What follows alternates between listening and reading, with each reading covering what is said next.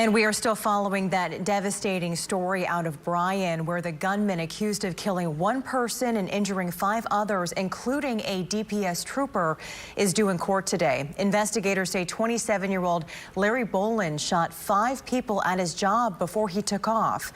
KPRC2's Kathy Hernandez is in Bryan this afternoon with new details on the suspect and the victims. A very tragic situation, and as you can see, investigators are still here collecting evidence and trying to determine a motive behind the shooting. The suspected gunman is set to appear in court this afternoon here in Bryan.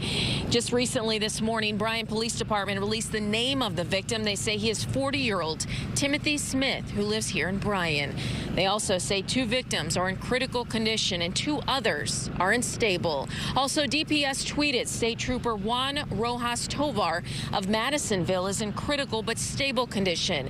It also says, quote, "We remain hopeful his condition will improve and appreciate the many kind thoughts and prayers." We just heard a loud noise and people just started running out. Scary moments at Camp Moore Cabinets in Bryan. I had 3 older ladies with me, so I had to be with them coming down and hide until the SWAT team and police came with gas. Police say one of their co-workers, 27-year-old Larry Boland, walked into the Bay Area of the warehouse at about 2:30 yesterday afternoon and opened fire. 1 person was killed, 5 others wounded.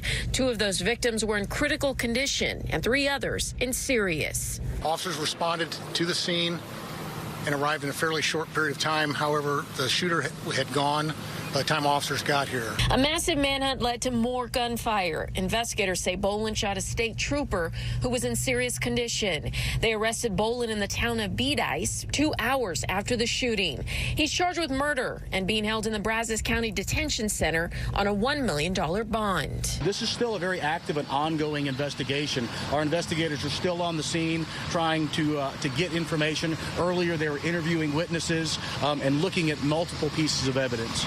Oh, man, the guy is real humble, man. He's a real humble guy. You would never think he'd do anything like this. Kenmore Cabinets released a statement asking for thoughts and prayers, saying they're fully cooperating with the investigation. Again, Boland is set to appear in court this afternoon. We'll be watching and keep you updated on air and online at click2houston.com. Reporting in Bryan, Kathy Hernandez, KPRC2 News.